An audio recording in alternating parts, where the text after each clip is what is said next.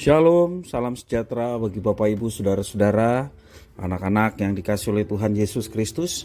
Jumpa kembali bersama saya Pendeta Eka di dalam renungan firman Tuhan pada hari ini, hari Selasa 25 Oktober 2022. Sukacita dan damai sejahtera dari Tuhan Yesus kiranya menyertai hidup kita sekalian. Puji nama Tuhan. Sampai pada pembacaan firman Tuhan hari ini, yakni kitab Yesaya pasal 51. Sebelum kita merenungkan bagian firman Tuhan hari ini, kita akan minta pimpinan Tuhan dalam doa. Tuhan Bapa di sorga, demi nama Tuhan Yesus kami mengucapkan syukur, terima kasih. Hari ini kami boleh terus mengalami berkat Tuhan, penyertaan yang sungguh nyata. Juga atas firman yang sebentar kami akan renungkan, Kau mampukan untuk kami dapat mengerti, memahami. Juga Tuhan menolong dan menuntun kami untuk kami menjadi pelaku-pelaku firman. Terima kasih Bapa, inilah diri kami. Kami sedia belajar firman Tuhan. Demi nama Tuhan Yesus kami berdoa. Haleluya. Amin. Saya akan membacakan Yesaya pasal 51 ayat 1 sampai yang ke-8. Demikian firman Tuhan. Dengarkanlah aku, hai kamu yang mengejar apa yang benar. Hai kamu yang mencari Tuhan. Pandanglah gunung batu yang daripadanya kamu terpahat, dan kepada lobang penggalian batu yang daripadanya kamu tergali. Pandanglah Abraham bapa leluhurmu dan Sarah yang melahirkan kamu. Ketika Abraham seorang diri, aku memanggil dia, lalu aku memberkati dan memperbanyak dia. Sebab Tuhan menghibur Sion, menghibur segala reruntuhannya. Ia membuat padang gurunnya seperti taman Eden, dan padang belantara seperti taman Tuhan. Di situ terdapat kegirangan dan sukacita, nyanyian syukur dan lagu yang nyaring. Perhatikanlah suaraku, hai bangsa-bangsa, dan pasanglah telinga kepadaku, hai suku-suku bangsa. Sebab pengajaran akan keluar daripadaku, dan hukumku sebagai terang untuk bangsa-bangsa. Dalam sekejap mata keselamatan yang daripadaku akan dekat, kelepasan yang kuberikan akan tiba, dan dengan tangan kekuasaanku aku akan memerintah bangsa-bangsa. Kepadakulah pulau-pulau menanti-nanti, perbuatan tanganku mereka harapkan. Arahkanlah matamu ke langit dan lihatlah ke bumi di bawah. Sebab langit lenyap seperti asap, bumi memburuk seperti pakaian yang sudah usang, dan penduduknya akan mati seperti nyamuk. Tetapi kelepasan yang kuberikan akan tetap untuk selama-lamanya, dan keselamatan yang daripadaku tidak akan berakhir. Dengarkanlah aku, hai kamu yang mengetahui apa yang benar, hai bangsa yang menyimpan pengajaranku dalam hatimu. Janganlah takut jika diaibkan oleh manusia, dan janganlah terkejut jika dinista oleh mereka. Sebab ngengat akan memakan mereka seperti memakan pakaian, dan gegat akan memakan mereka seperti memakan kain bulu domba. Tetapi keselamatan yang daripadaku akan tetap untuk selama-lamanya, dan kelepasan yang kuberikan akan lanjut dari keturunan kepada keturunan. Puji nama Tuhan. Demikianlah firman Tuhan. Bapak Ibu, saudara-saudara yang dikasihi oleh Tuhan, antara aspek fisik dan rohani, manakah yang lebih penting? Persoalan inilah yang tampak dalam kata-kata penghiburan Tuhan Allah kepada Sion.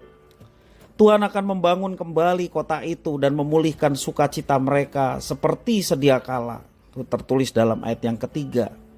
Akan tetapi pemulihan yang Tuhan kehendaki tidak hanya bersifat fisik, melainkan juga pemulihan secara rohani. Oleh karena itu di bagian ini terdapat padanan kata perintah untuk mendengarkan sebanyak 6 kali. Cukup banyak. Dan yang mereka dengar adalah pengajaran tentang hukum-hukum Allah di dalam ayat yang keempat. Dan dengan demikian bangsa pilihan Allah tidak perlu takut dengan omongan pihak lain yang menceritakan aib mereka. Sebab Tuhan akan memberikan keselamatan dan kebebasan untuk selama-lamanya. Bagian ini menggambarkan bahwa Tuhan akan memulihkan Sion seperti Taman Eden. Ayat yang ketiga ya. Ini adalah sebuah gambaran pemulihan yang sempurna dan sejati, yakni keadaan yang amat baik dan hidup berelasi bersama-sama dengan Tuhan, dan itulah keselamatan yang sesungguhnya. Keadaan pemulihan rohani inilah yang terpenting, sebab pemulihan fisik tidak akan bertahan selamanya, tidak mendatangkan sukacita yang sesungguhnya, dan tidak memberi keselamatan kekal kepada mereka. Sebaliknya, pemulihan rohani menghasilkan pemahaman yang baru dan sikap yang taat akan pengajaran dan hukum Tuhan.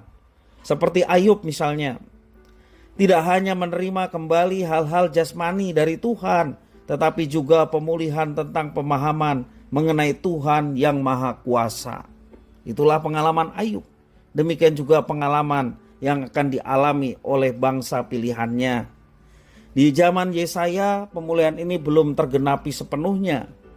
Pemulihan rohani yang sempurna ada di dalam Yesus Kristus yang memulihkan perdamaian antara Allah dan manusia, sehingga membawa umat Allah kepada keselamatan yang diberikan oleh Tuhan, dan keselamatan itu adalah kekal. Bapak, Ibu, saudara-saudara yang dikasihi oleh Tuhan Yesus Kristus, dengan rendah hati mari kita meminta kepada Tuhan untuk senantiasa memulihkan kerohanian kita, sehingga kita mengalami pemulihan relasi dengan Tuhan dengan baik. Kita mengalami pemulihan relasi dengan Tuhan sehingga berkat terbesar di sepanjang hidup kita boleh kita alami. Pemulihan itu adalah berkat terbesar yang boleh dialami setiap orang yang percaya. Karena itu jangan sia-siakan hidup kita. Mari kita terus mengalami pemulihan dari Tuhan. Dan pemulihan hubungan yang telah terputus karena dosa hanya bisa dinyatakan di dalam Yesus Kristus. Karena itu mereka yang belum menerima Yesus, terimalah Dia. Karena dengan menerima Dia, kita bukan saja mendapatkan jaminan keselamatan, pemulihan yang dari Tuhan, tetapi kita juga terus dituntun untuk hidup sesuai dengan rancangan dan kehendak Tuhan. Tentunya penuntunan hidup itu dilaksanakan oleh Roh Kudus yang bersekutu dengan kita di dalam kehidupan kita setiap hari.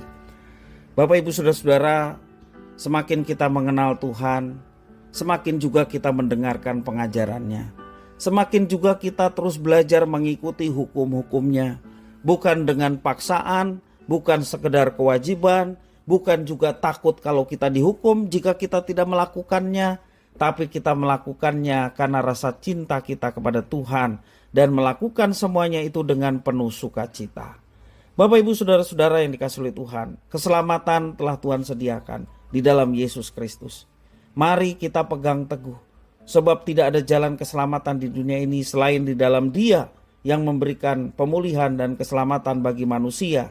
Dan sudah sewajibnya bagi kita sebagai umat yang telah diberkati dengan keselamatan dan pemulihan hubungan yang telah rusak melalui Yesus Kristus, sudah sewajibnya bagi kita untuk membagikan kabar keselamatan, kabar gembira ini baik kepada keluarga kita, kepada orang-orang di sekitar kita, sehingga nama Tuhan dipermuliakan.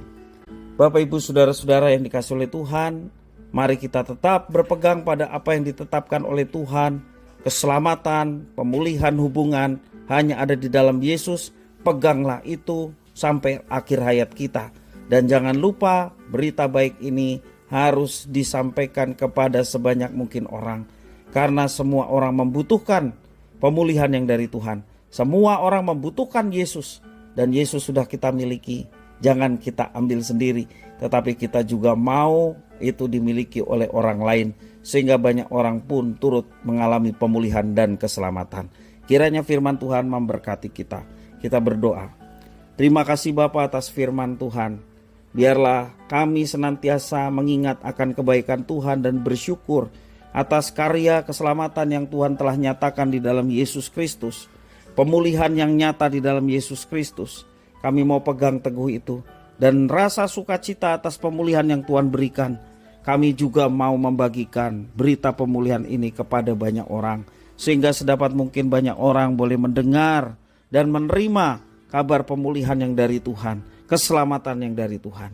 Terima kasih Bapa atas firman Tuhan. Demi nama Tuhan Yesus kami berdoa. Haleluya. Amin.